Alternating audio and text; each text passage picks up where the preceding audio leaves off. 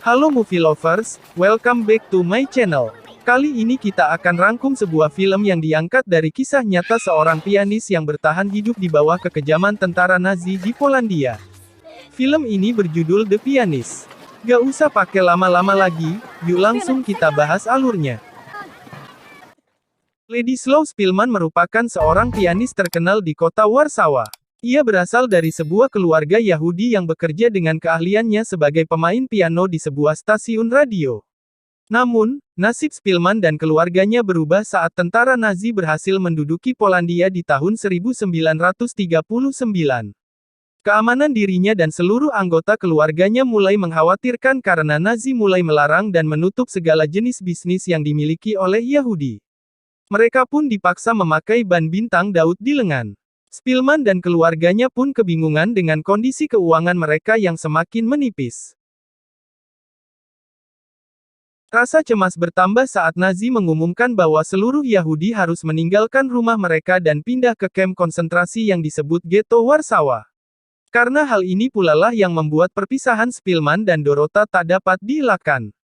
Kondisi Ghetto Warsawa sendiri penuh sesak dan dibatasi oleh dinding beton dan pagar sehingga kaum Yahudi tidak leluasa bergerak. Orang-orang kelaparan, pasukan penjaga yang kejam dan mayat yang ditinggalkan di jalan membuat kondisi ghetto kian kumuh.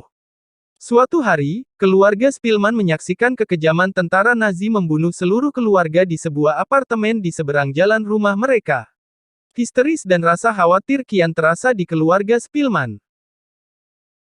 Pada Juli tahun 1942, sebanyak 300.000 orang Yahudi akan diangkut dengan kereta menuju tempat pembantaian di Treblinka. Seluruh anggota keluarga Szpilman juga dikirim ke sana meski mereka tidak tahu apa yang akan terjadi di tempat tersebut. Szpilman berhasil diselamatkan oleh seorang polisi Yahudi, yang juga merupakan seorang kenalannya. Meski terpisah dari keluarganya, namun Szpilman tetap berjuang untuk bisa hidup. Ia pun bekerja sebagai kuli di bawah perintah tentara Nazi. Szpilman sempat terlibat dalam kelompok pemberontakan Yahudi terhadap Nazi, namun ia terpaksa melarikan diri lantaran pemberontakan tersebut gagal dilancarkan. Szpilman pun terpaksa bersembunyi dan dibantu sahabatnya Andrzej Bogacki beserta istrinya Janina. Setelah berpindah-pindah tempat persembunyian, Szpilman akhirnya disembunyikan di sebuah kamar yang menghadap langsung ke ghetto. Dari jendela kamarnya Szpilman menyaksikan pemberontakan yang dilakukan oleh kaum Yahudi yang tersisa terhadap tentara Nazi. Setelah seorang tetangga secara tak sengaja bertemu Szpilman di apartemen, ia terpaksa melarikan diri dan menuju tempat berikutnya untuk mendapat pertolongan. Orang yang dituju Szpilman adalah Michel Zikiewicz yang merupakan suami dari Dorota, perempuan yang pernah dekat dengan Szpilman. Szpilman disembunyikan di sebuah apartemen kecil di kawasan orang Jerman. Pada bulan Agustus tahun 1944, ketika pemberontakan Warsawa terjadi, sebuah tank menyerang bangunan tempat persembunyian Szpilman. Szpilman pun melarikan diri dan bersembunyi agar selamat. Selama bulan-bulan berikutnya, Warsawa telah menjadi kota mati dan hancur lebur. Dalam keadaan lapar dan haus, Szpilman berjalan di tengah kota mati dan memasuki reruntuhan gedung. Ia bersembunyi di atas atap sebuah rumah. Sampai pada suatu hari, ketika ia sedang berjuang membuka kaleng makanan yang didapatkannya dari sisa-sisa reruntuhan, ia ditemukan oleh petugas Nazi bernama Willem Hosenfeld. Szpilman yang memperkenalkan dirinya sebagai seorang pianis disuruh untuk memainkan sebuah lagu karya Chopin. Willem Hosenfeld yang merasa bahwa Szpilman bukanlah ancaman baginya membiarkan Szpilman untuk bersembunyi di atap. Szpilman juga diberi makanan dan minuman, serta jas milik Willem agar tidak kedinginan.